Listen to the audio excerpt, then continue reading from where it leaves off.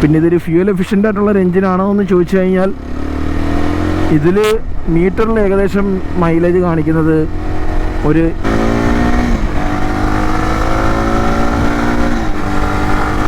Hello guys, welcome back to Motor World. എന്തെല്ലാവർക്കും സുഖമല്ലേ? ചില വണ്ടികൾ റിവ്യൂ ചെയ്യാൻ ഒരുപാട് താമസിക്കും, അങ്ങനെ റിവ്യൂ ചെയ്യാൻ വേണ്ടി കിട്ടാറില്ല. അങ്ങനെ ഉള്ള ഒരു വണ്ടികളിലൊന്നാണ് SD അഡ്വഞ്ചർ എന്ന് പറയുന്നത്. എന്നെ സംബന്ധിച്ചിട്ട് നമ്മുടെ നാട്ടിൽ നിന്നുകൊണ്ട് ഈ വണ്ടിയൊക്കെ റിവ്യൂ ചെയ്യുന്ന പറഞ്ഞാൽ ഇച്ചിരി ചടങ്ങായിരുന്നു. ഒന്നാമത്തെ കാര്യം, അങ്ങനെ അധികം ഇറങ്ങാത്തൊരു വണ്ടിയാണ് നമ്മുടെ ഷോറൂം. നമ്മുടെ കായംകുളത്ത് ഇപ്പോഴാണ് SD-യുടെ ജാവയുടെ VSAയുടെയൊക്കെ ഷോറൂം എന്ന് പറഞ്ഞാൽ വരുന്നത്. സോ നമുക്ക് ഈ വണ്ടിയെപ്പറ്റി ഡീറ്റെയിൽ ആയിട്ടൊന്ന് പഠിക്കാം. എൻ്റെ ഒരു ഹോണസ്റ്റ് ഒപ്പീനിയൻ ആയിരിക്കും ഇന്നത്തെ വീഡിയോയിൽ നിങ്ങളുടെ അടുത്ത് ഷെയർ ചെയ്യാനായിട്ട് പോകുന്നത്. എന്താണ് ഈ വണ്ടിയുടെ നെഗറ്റീവ് എന്താണ്, പോസിറ്റീവ് എന്താണ്, വാങ്ങാൻ പോകുന്നവർക്ക് എന്താണ് പറയാനുള്ളത്, അതുപോലെ തന്നെ കോമ്പറ്റീറ്ററുമായിട്ട് കമ്പയർ ചെയ്യുന്ന സമയത്ത് ഇതെന്താണ് എന്നുള്ള കാര്യം കൂടെ ഞാൻ ജസ്റ്റ് ഒന്ന് ഇന്നത്തെ വീഡിയോയിൽ നിങ്ങൾക്ക് എൻ്റെ ഒരു റൈഡ് ഒപ്പീനിയൻ ഞാൻ പറഞ്ഞു തരാം. ഒരു ബിഗ് താങ്ക്സ് ടു നമ്മുടെ കായംകുളം SD ജാവ VSAയ്ക്ക്. കാര്യം നമുക്ക് വണ്ടി ചോദിച്ചപ്പോൾ തന്നെ റിവ്യൂ ചെയ്യാൻ വേണ്ടി തന്നു. നിങ്ങൾക്ക് ഈ വണ്ടിയെപ്പറ്റി ഓൺ റോഡ് പ്രൈസ് EMI ഒക്കെ പറ്റി അറിയണമെങ്കിൽ അവരെ ജസ്റ്റ് ഒന്ന് കോൺടാക്ട് ചെയ്താൽ മതി. സോ ഈ വണ്ടി ആദ്യമായിട്ടാണ് ഞാൻ ഓടിക്കുന്നത്. ജാവയുടെ വണ്ടി ആദ്യം പൊതുവേ ഞാൻ അങ്ങനെ ഓടിച്ചിട്ടില്ല. SD ജാവയുടെ ഒന്നും അധികം ഓടിച്ചിട്ടില്ല. അതിൻ്റെ ഒരു വണ്ടി ഓടിച്ചിട്ട് എക്സ്പീരിയൻസിൽ പറയാനാണെങ്കിൽ ആദ്യ കാലങ്ങളിലൊക്കെ ഓടിച്ചത് എനിക്ക് അത്രയ്ക്ക് സാറ്റിസ്ഫാക്ഷൻ തന്നിട്ടുള്ള വണ്ടികളല്ലായിരുന്നു. ഭയങ്കര നെഗറ്റീവായിട്ടാണ് എനിക്ക് പേഴ്സണലി തോന്നിയിട്ടുള്ളത്. അത് എൻജിൻ ക്വാളിറ്റി വൈസ് ആണെങ്കിലും വണ്ടിയുടെ പെർഫോമൻസ് വൈസ് ആണെങ്കിലും എനിക്ക് ഭയങ്കര ശോകമായിട്ടായിരുന്നു തോന്നിയത്.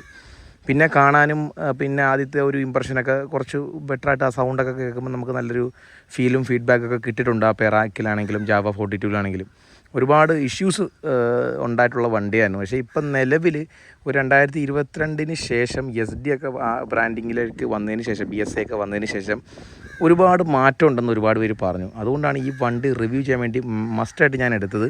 ഒരു 334 cc വിത്ത് 30 bhp 30 Nm ടോർക്കും എന്നൊക്കെ പറയുമ്പം എന്താണെന്ന് അറിയണ്ടേ, ഇതെന്താണ് സാധനം എന്നൊന്ന് അറിയണമെന്നൊരു ക്യൂരിയോസിറ്റി.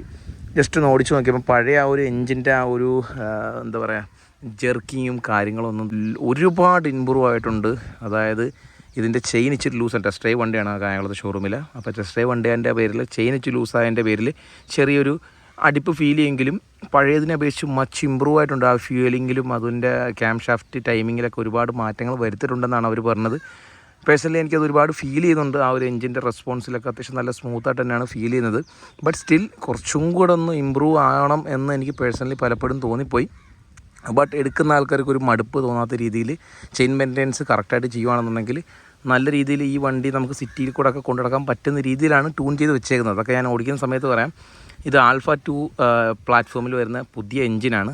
ബേസിക്കലി ഇതൊക്കെ മോജോയുടെ എഞ്ചിനാണ്. മോജോയുടെ എഞ്ചിൻ എന്ത് കിടിലമാണ് ആലോചിക്കുക. മോജോ ഓടിച്ച ഒരാൾ ഒരിക്കലും ഒരു കുറ്റവും പറയത്തില്ല. അതേ ഒരു ട്യൂണിങ് ഈ വണ്ടിയിലോട്ട് കൊണ്ടുവന്നു കഴിഞ്ഞാൽ ചൂടപ്പം പോലെ ഇത് വിറ്റുപോകും. ബട്ട് സ്റ്റിൽ അവർ മാക്സിമം അവരുടെ ബെറ്റർ ഔട്ട്പുട്ട് തരാൻ വേണ്ടി അവർ ശ്രമിക്കുന്നുണ്ടെന്നാണ് ഈ വണ്ടി ഇപ്പം നിലവിൽ ഓടിച്ച സമയത്ത് എനിക്ക് ഫീൽ ചെയ്യുന്നത്. ഞാൻ ഒരുപാട് എനിക്ക് തെറ്റിദ്ധാരണ ഉണ്ടായിരുന്നു ഈ വണ്ടി ഭയങ്കര മോശമാണ്, ഗിയർ സിറ്റിയിലൊക്കെ കൊണ്ടിടക്കാൻ ഭയങ്കരമായിട്ട് അടിപ്പ് തോന്നും എന്നൊക്കെയാണ്. പക്ഷേ ഈ വണ്ടിയിൽ ഒരുപാട് മാക്സിമം അവർ വർക്ക് ചെയ്ത് ആ ഒരു പ്രശ്നങ്ങളൊക്കെ അവർ മാറ്റിയിട്ടുണ്ടെന്നാണ് ഓടിച്ചപ്പോൾ എനിക്കിപ്പം ഫീൽ ചെയ്യുന്നത്. ആ ഒരു SD-യുടെ ആ ഒരു ഐക്കോണിക് ആയിട്ടുള്ള ടാങ്ക് നേരിട്ട് കാണുമ്പോൾ നമുക്ക് മനസ്സിലാകത്തുള്ളൂ. ആ ഒരു കട്ടിങ് വരുന്ന രീതിയിലുള്ള ടാങ്ക്, SD-യുടെ ബ്രാൻഡിങ്, അഡ്വഞ്ചർ. അതുപോലെ തന്നെ പുതിയ ഹെഡ്ലൈറ്റ്, ഇത് നമ്മുടെ BMW GS 1350-യുടെയൊക്കെ ഒരു ഓർമ്മിപ്പിക്കുന്ന രീതിയിലുള്ള ആ ബ്രൈറ്റ് ഉള്ളത്, അതുപോലെ തന്നെ ഡിമ്മിനുള്ളത്, ഒരു ചെറിയൊരു ഗ്രില്ല് പോലെ കൊടുത്തിട്ടുണ്ട്, നല്ലൊരു അഡ്ജസ്റ്റബിൾ വൈസർ കൊടുത്തിട്ടുണ്ട്. പിന്നെ ഇൻഡിക്കേറ്റർ ആണെങ്കിലും കുഴപ്പമില്ല, നല്ലൊരു ഇൻഡിക്കേറ്റർ, പ്രീമിയം ലുക്കുണ്ട്. പിന്നെ നല്ലൊരു ബീക്കുണ്ട്, അതും നല്ല സ്പോർട്ടി നല്ലൊരു സംഭവം തന്നെയാണ്. പിന്നെ 21 inch wheel, off road dual purpose tyre, നല്ല ലോങ് ട്രാവൽ സസ്പെൻഷൻ, ആ ഒരു ഐക്കോണിക് എൻജിൻ, ആ ഒരു ഫേക്ക് ഫിൻസാണ്, ഫങ്ഷനിലാണെന്നാണ് ഈ SD പറയുന്നത്. പിന്നെ നല്ല കംഫർട്ടബിൾ ആയിട്ടുള്ള സീറ്റ്, പില്ലിയനാണെങ്കിലും എന്താ പറയുക റൈഡറിനാണെങ്കിലും. പിന്നെ ലഗേജ് റാക്ക് അതുപോലെ സംഭവങ്ങളൊക്കെ വയ്ക്കാം. ഇത് ഫുള്ളി ലോഡറായിട്ട് ലഗേജ് റാക്കൊക്കെ വെച്ചിട്ട് കാണുമ്പോൾ ഒരു പ്രത്യേക ഭംഗി എനിക്ക് പേഴ്സണലി സത്യം പറഞ്ഞാൽ പലപ്പോഴും തോന്നിയിട്ടുണ്ട്. നല്ല ഫോട്ടോ സെൻസ് ഉള്ളൊരു വണ്ടിയാണ്. പിന്നെ ബാക്കിലത്തെ ലുക്ക് നോക്കാനാണെങ്കിൽ ഒരു നല്ല എസ്തറ്റിക് പരമായി നല്ല കാണാൻ നല്ല ലുക്കും കാര്യങ്ങളൊക്കെ വണ്ടിക്കകത്ത് വരുന്നുണ്ട്.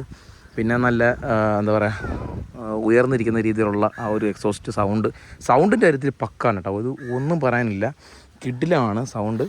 ആ സൗണ്ടൊക്കെ ഞാൻ കേൾപ്പിക്കാം. പിന്നെ നമുക്ക് മീറ്ററൊക്കെ അഡ്ജസ്റ്റ് ചെയ്യാനായിട്ട് പറ്റുന്ന രീതിയിലുള്ള മീറ്റർ, നെഗറ്റീവ് LCD ആണ്. Traction control, dual channel ABS പോലുള്ള സംഭവങ്ങളെല്ലാം ഉണ്ട്. Distance to MD, gear position indicator, time, average fuel consumption, 3 riding mode, പിന്നെ USB ചാർജിങ് പോർട്ട് വരുന്നുണ്ട്. ഇത് വളരെ ഉപകാരമാണ് ഐഫോണിനും അതുപോലെ തന്നെ സാധാ നോർമൽ വണ്ടികൾക്കും ഫോണുകൾക്കും കുത്തിയിടാൻ പറ്റുന്ന രീതിയിലുള്ള ഒരു USB ചാർജിങ് പോർട്ടുണ്ട്. പിന്നെ കൊള്ളാം, ഓൾമോസ്റ്റ് ക്വാളിറ്റിയിലൊന്നും ഒരു കോംപ്രമൈസ് ഒന്നും തന്നെ ചെയ്തിട്ടില്ലെന്നാണ് തോന്നുന്നത്. അതുപോലെ തന്നെ ഈ ഒരു ഭാഗത്ത് SD ആ ഒരു ഐക്കോണിക്കായിട്ടുള്ള ഒരു ലോഗോ വിത്ത് ആ ഒരു പഴമ തോന്നിപ്പിക്കുന്ന E20 കംപ്ലൈൻ്റ് ആണ്. പഴമ തോന്നിക്കുന്ന രീതിയിലുള്ള ഒരു ലോക്കല്ലാത്ത ഒരു മാറ്റം ഫ്ലിപ്പായിട്ടുള്ള രീതിയിലുള്ള ഫ്യൂൽ ക്യാപ്പ് കൊള്ളാം, എനിക്ക് ഇഷ്ടപ്പെട്ടു. ഇനിയിപ്പോൾ സൗണ്ട് ജസ്റ്റ് ഒന്ന് കേട്ട് നോക്കാം.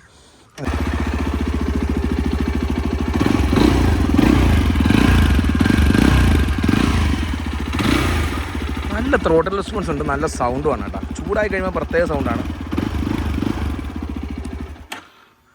ഇനി നമുക്ക് വണ്ടി നേരെ ഓടിക്കാം. അപ്പോൾ നമുക്ക് നമ്മുടെ SD അങ്ങോട്ട് ഓടിക്കാം. സോ ആദ്യ സമയങ്ങളിലൊക്കെ ഈ വണ്ടി ഇറങ്ങിയ സാഹചര്യത്തിലൊക്കെ എനിക്കൊരുപാട് ഈ വണ്ടി ഓടിച്ചപ്പം ഈ വണ്ടി ഞാൻ ആദ്യമായിട്ടാണ് ഓടിക്കുന്നത്. ഈ സെയിം എഞ്ചിൻ വരുന്ന പല മോഡലുണ്ടല്ലോ, നമ്മുടെ 42 ഒക്കെ ഓടിച്ച സമയത്ത് അത്ര അങ്ങോട്ട് ഒരു ഇമ്പം പറയാനായിട്ടൊന്നുമില്ല. ബട്ട് ഈ വണ്ടിയുടെ ആ ഒരു പുതിയ ഒരു ഫൈൻ ട്യൂണിങ്ങിൽ ഒരുപാട് വ്യത്യാസങ്ങളുണ്ട് കേട്ടോ. അത് ഞാൻ പറയാം, വണ്ടി ഇപ്പോൾ ഓടിക്കുന്ന സമയത്ത് ഞാൻ പറയാം. റോഡിലൊക്കെ നല്ല റെസ്പോൺസീവ് ആണ്.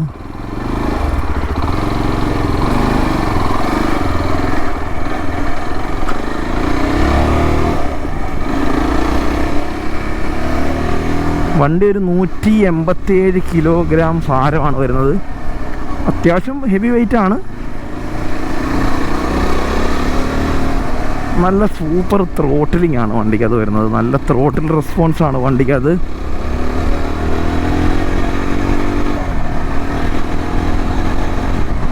കണ്ട വണ്ടി പാഞ്ഞു പറിച്ച് നല്ല അത്യാവശ്യം കുഴപ്പമില്ലാതെ കയറുന്നുണ്ട്. പിന്നെ സസ്പെൻഷൻ സൈഡൊക്കെ ഓഫ് റോഡ് സെൻട്രിക്കായിട്ട് തോന്നും. ബട്ട് അത്രയ്ക്കൊരു ഹിമാലയൻ ടൈപ്പ് അല്ലെങ്കിൽ എക്സ്പൾസ് ടൈപ്പ് ഒന്നും ഫ്ലഷി ആയിട്ടുള്ള ഒരു സസ്പെൻഷനോ കാരണം തന്നെയില്ല. ബട്ട് ഇത് നമുക്ക് എന്തായാലും V-Stroമിനെക്കാട്ടിലും അല്ലെങ്കിൽ CB350 200Xനെക്കാട്ടിലും NX200 അതാണ് ഇപ്പോഴത്തെ പേര്, അതിനേക്കാളും എന്തുകൊണ്ടും മികച്ച സസ്പെൻഷൻസും കാര്യങ്ങളൊക്കെ തന്നെയാണ് ഈ വണ്ടിയിൽ വരുന്നത്. അല്ല, ഇതാണ് നമുക്ക് ഒരു 4ാമത്തെ ഗിയറിൽ ഒരു 30 സ്പീഡിൽ, ഇതിൻ്റെ ചെയിൻ ഇച്ചിരി ലൂസാണ്, ടെസ്റ്റ് ഡ്രൈവ് വണ്ടിയാണ്, അതിൻ്റെയും കൂടെ ഒരു കാരണത്താൽ ചെറിയൊരു അടുപ്പ് വരുന്നുണ്ട്. ബട്ട് ഞാൻ പറഞ്ഞില്ല, ആദ്യകാലങ്ങളിൽ ഇറങ്ങി SD വെച്ച് നോക്കുന്ന സമയത്ത് ഒരുപാട് ഇമ്പ്രൂവ് ആയിട്ടുണ്ട്. മെയിനായിട്ടും ത്രോട്ടിൽ നല്ല ഷാർപ്പാക്കി സെറ്റ് ചെയ്ത് വെച്ചിരിക്കുകയാണ്. അതിൻ്റേതായിട്ടുള്ള ഒരു ഫീലുണ്ട് സത്യം പറഞ്ഞാൽ. എൻജിൻ RPM കുറച്ചും കൂടെ അവർ എന്താ പറയുക, ആ ടോർക്ക് എയർലി കിക്ക് ചെയ്യുന്ന രീതിയിൽ സെറ്റ് ചെയ്യുവാണെങ്കിൽ ഒരു പക്ഷേ ഇതിനേക്കാളും കുറച്ചും കൂടെ ഫണ്ണായിട്ട് നമുക്ക് ഈ വണ്ടി ഓടിക്കാം.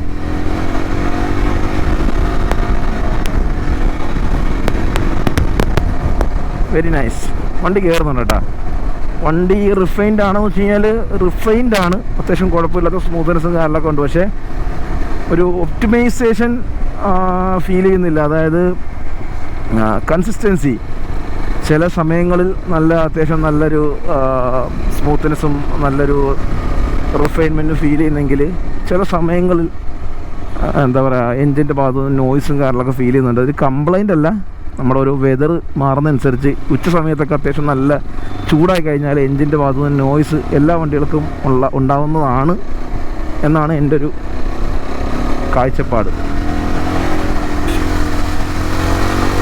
ഓവർടേക്കിങ്ങിനൊക്കെ നല്ല ഇനഫ് പവർ തന്നെ വണ്ടിയിൽ ഭാഗത്ത് വരുന്നുണ്ട്. പെട്ടെന്ന് തന്നെ ഒരു 70-80 കയറുന്നുണ്ട് കേട്ടോ. നല്ല വണ്ടിയാണ്. ഹൈവേ ക്രോസിങ്ങിന് നോക്കാനാണെന്നെങ്കിൽ പെർഫെക്റ്റ് ആണെന്നാണ് എനിക്ക് തോന്നുന്നത്. സ്റ്റെബിലിറ്റി ആണെങ്കിലും ഉണ്ട്. 90 കയറിയിട്ടാണെങ്കിലും വലിയ പുലുക്കോ കാര്യങ്ങളൊന്നും തന്നെ ഇല്ല. വിൻ ബ്ലാസ്റ്റ് നമ്മുടെ നെഞ്ചിന് നേരെ ഉള്ളത് വളരെ കുറവാണ്. സൗണ്ട് നല്ല എൻഗേജിങ് ആണ്.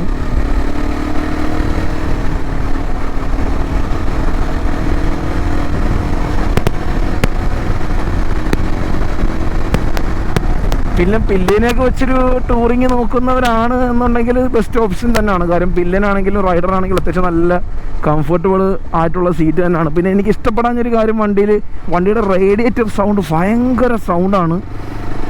ഭയങ്കര സൗണ്ട് എന്ന് പറഞ്ഞാൽ നമ്മൾ റോഡിൽ കൂടെ ഒക്കെ ഓടിക്കുന്ന സമയത്ത് പെട്ടെന്ന് തന്നെ ഈ റേഡിയേറ്റർ ഓണായി എൻജിൻ തണുപ്പിക്കുന്നുണ്ട്. സംഭവം ശരിയാണ്, ഓവർ ഹീറ്റോ കാരണം തന്നെ ഇല്ല. പക്ഷേ ആ ഒരു സൗണ്ട് ഭയങ്കരമായി ആൾക്കാരിലേക്ക് എത്തുന്നു എന്ന് തോന്നി. പിന്നെ ഈ വണ്ടി വാങ്ങുന്ന ആൾക്കാർ എന്നെ സംബന്ധിച്ചിട്ട് ഒരു ഫ്യൂലെക്സ് വാങ്ങുവാണെങ്കിൽ, ഈ വണ്ടിക്ക് ഫ്യൂലെക്സ് ഉണ്ടോ എന്ന് അറിയത്തില്ല, പവർട്രോണിക്സിൻ്റെ ഫ്യൂലെക്സ് മേടിച്ച് വയ്ക്കുക. ഒന്ന് ഫ്യൂലിങ് നമ്മുടെ ഇഷ്ടത്തിന് മാനുവലായിട്ട് അഡ്ജസ്റ്റ് ചെയ്യാൻ പറ്റുന്ന ഒരു സെറ്റപ്പ് ഉണ്ടെന്നുണ്ടെങ്കിൽ ഈ വണ്ടി ഇതിലും കുറച്ചുകൂടെ ബെറ്ററായിട്ട് പെർഫോം ചെയ്യും എന്ന് എനിക്ക് പേഴ്സണലി ഫീൽ ചെയ്തിട്ടുണ്ട്.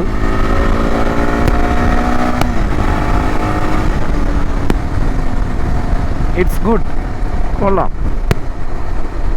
സത്യം പറഞ്ഞാൽ ഈ വണ്ടിയുടെ ലുക്കാണ് എനിക്ക് മെയിനായിട്ട് ഒരു ആകർഷകമായി തോന്നിയത്.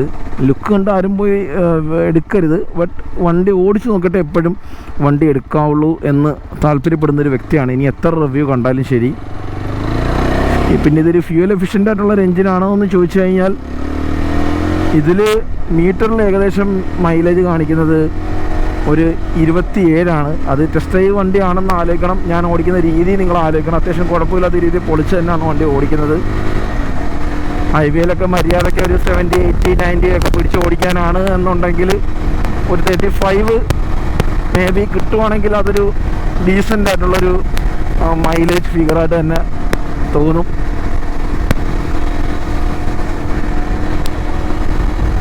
പിന്നെ 4 ആൾക്കാർ ഈ വണ്ടി നോക്കുന്നുണ്ട്, അങ്ങനൊരു ഗുണമുണ്ട് കേട്ടോ. നല്ല ഹൈ അറ്റൻഷനായിട്ട് പേഴ്സണലി ഫീൽ ചെയ്യുന്നുണ്ട്. ഗിയർ ബോക്സ് ആണെങ്കിലും ക്ലച്ച് ആണെങ്കിലും അത്യാവശ്യം നല്ല പ്രിസൈസ് ആൻഡ് ഷാർപ്പായിട്ട് തന്നെ ഫീൽ ചെയ്യുന്നുണ്ട്. ബ്രേക്കിംഗ് ആണെങ്കിലും നല്ല ബ്രേക്കിംഗ് ആണ്. ഇനഫ് പവർ തന്നെ സ്റ്റോപ്പിങ്ങിനുണ്ട്. എന്തായാലും വർഷങ്ങൾക്ക് ശേഷം മതി SD ഓടിക്കുന്ന സമയത്ത്, അതായത് പുതിയ മോഡൽ SD ഉണ്ടല്ലോ, ഇപ്പോൾ നമ്മുടെ 4 സ്ട്രോക്ക് ലിക്വിഡ് കൂൾഡ് എഞ്ചിൻ വരുന്നത്, ഈ എഞ്ചിനുമായിട്ട് കമ്പയർ ചെയ്യുന്ന സമയത്ത് പഴയ ആ 2020 മോഡൽ ആദ്യ കാലഘട്ടങ്ങളിൽ ഇറങ്ങിയ വണ്ടികളൊക്കെ കമ്പയർ ചെയ്യുന്ന സമയത്ത് വണ്ടി ഓടിച്ച് നോക്കിയ സമയത്ത് എനിക്ക് ഒരുപാട് സത്യം പറഞ്ഞാൽ മാറ്റം ഫീൽ ചെയ്തു. വണ്ടി കുറച്ചും കൂടെ ഒക്കെ പ്രാക്ടിക്കലായി, കൊണ്ടു നടക്കാൻ യൂസർ ഫ്രണ്ട്ലി കുറച്ചും കൂടെ ബെറ്ററായി. ഇപ്പം കംപ്ലയിൻസും കാര്യങ്ങളൊക്കെ ഉണ്ടോ എന്നുള്ള കാര്യം യൂസേഴ്സ് ആരെങ്കിലും കൊണ്ടുപോയി ജസ്റ്റ് ഒന്ന് കമൻറ്റ് ചെയ്യുക. പഴയ യൂസേഴ്സ് അല്ല, ഇപ്പോഴത്തെ യൂസേഴ്സ് ജസ്റ്റ് ഒന്ന് കമൻറ്റ് ചെയ്യുക. ഒരുപാട് ഇമ്പ്രൂവ് ആയി, കംപ്ലയിൻ്റൊക്കെ കുറയുന്നുണ്ടെന്നാണ് അറിയാൻ സാധിച്ചിരിക്കുന്നത്. പിന്നെ എക്സ്പൾസ് സ്കൂട്ടറുമായിട്ട് കമ്പയർ ചെയ്യുന്ന സമയത്ത് എങ്ങനെയുണ്ടെന്ന് വെച്ച് കഴിഞ്ഞാൽ എക്സ്പൾസ് സ്കൂട്ടറിനെക്കാളും കുറച്ചുകൂടെ പവർഫുള്ളായിട്ട് ഈ വണ്ടി എന്തായാലും ഫീൽ ചെയ്യും. പക്ഷേ ഓഫ് റോഡിങ് കേപ്പബിലിറ്റിയുടെ കാര്യത്തിൽ എക്സ്പൾസ് ആയിരിക്കും കുറച്ചും കൂടെ ബെറ്ററായിട്ട് ഫീൽ ചെയ്യുക. ഹൈവേയിൽ വലിയ ഡിഫറൻസ് ഇല്ലെങ്കിലും ഒരു മേൽക്കൈ ഈ വണ്ടിക്ക് എന്തായാലും ഉണ്ടാവും ഹൈവേയിൽ. എക്സ്പൾസിനെ സംബന്ധിച്ചിട്ട് എക്സ്പൾസ് ഇതിനേക്കാളും കുറച്ചുകൂടെ റിഫൈൻഡ് ആയിട്ട് പേഴ്സണലി ഫീൽ ചെയ്യും. പിന്നെ ടൂറിങ് അല്പസ്വല്പം ഓഫ് റോഡിങ് ആഗ്രഹിക്കുന്നവരാണെങ്കിൽ ഇത് നല്ലൊരു ഓപ്ഷൻ തന്നെ ആയിരിക്കും തീർച്ചയായിട്ടും. ആണ് നമ്മുടെ കായംകുളം SD-യുടെ ഷോറൂം. ഞാനിപ്പോൾ ജസ്റ്റ് ഒന്ന് കറങ്ങിയിട്ട് തിരിച്ചിപ്പം ഈ വഴി വരും. അപ്പോൾ ഞാൻ അതിൻ്റെ ഷോറൂമിൻ്റെ ഡീറ്റെയിലിംഗ് അതിലൊക്കെ തരാം. അപ്പോൾ കാര്യം ഇത് ട്യൂൺ ചെയ്ത് വെച്ചേക്കുന്നത് എനിക്ക് തോന്നുന്നു ഒരു ഓഫ് റോഡിങ് സെൻട്രിക് ആയിട്ട് ലോ എൻഡ് നല്ല പവർഫുള്ളായിട്ട് സെറ്റ് ചെയ്ത് വെച്ചേക്കുന്ന ഒരു വണ്ടിയായിട്ട് അങ്ങനെ അഗ്രസീവ്ലി ട്യൂൺ ചെയ്ത് വെച്ചേക്കുന്നതായിട്ട് തോന്നിയിട്ടില്ല. ചെറിയ നോക്കിങ് സ്റ്റിൽ നമുക്ക് കാണാം. നമുക്കെന്തായാലും വണ്ടി ഒന്ന് വലിപ്പിച്ചെടുത്ത് നോക്കാം.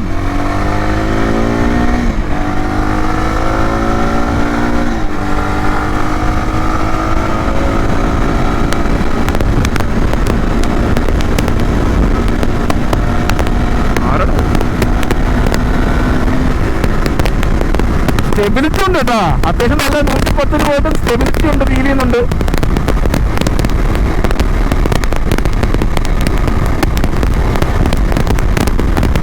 വിൻ ബ്ലാസ്റ്റ് നല്ലപോലെ ഉണ്ട്.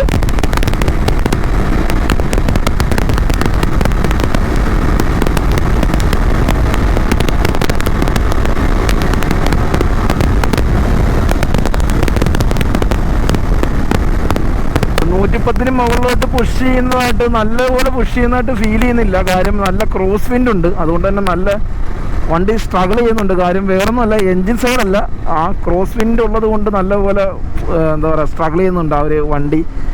ക്രോസ് വിൻഡ് എന്ന് പറയുമ്പോൾ അറിയാമല്ലോ, നല്ലതുപോലെ കാറ്റ് തിരിച്ചടിക്കുന്നുണ്ട്. നമുക്ക് തിരിച്ചൊന്ന് കൈ കൊടുത്ത് നോക്കാം, തിരിച്ചു പോകുന്ന വഴി.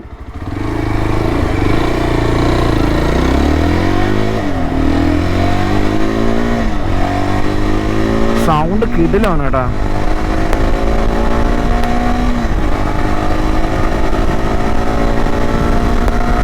നൂറൊന്നും കയറാൻ അപ്പോൾ ഇതൊക്കെ തന്നെയായിരുന്നു നമ്മുടെ ഇന്നത്തെ ഈ ഒരു വീഡിയോ. നമ്മുടെ ക്യാമറ ഓഫായി പോയി, ബട്ട് സ്റ്റിൽ എല്ലാ കാര്യങ്ങളും നമ്മൾ കവർ ചെയ്തിട്ടുണ്ട്.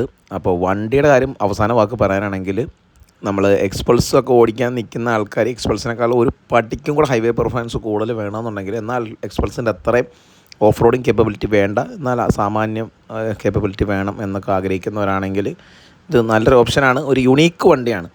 പിന്നെ ഓണർഷിപ്പ് റിവ്യൂ ഒക്കെ നല്ല രീതിയിൽ കണ്ടിട്ട് മാത്രം വണ്ടി പോയി എടുക്കാനായിട്ട് ശ്രമിക്കുക. ഇതൊരു ക്യാരക്ടറുള്ളൊരു വണ്ടിയാണ്, KTM ഒക്കെ പോലെ. അപ്പം വീഡിയോ ഇഷ്ടപ്പെട്ട ലൈക്ക് ചെയ്യുക, ചാനൽ സബ്സ്ക്രൈബ് അടുത്തൊരു വീഡിയോ കാണാം.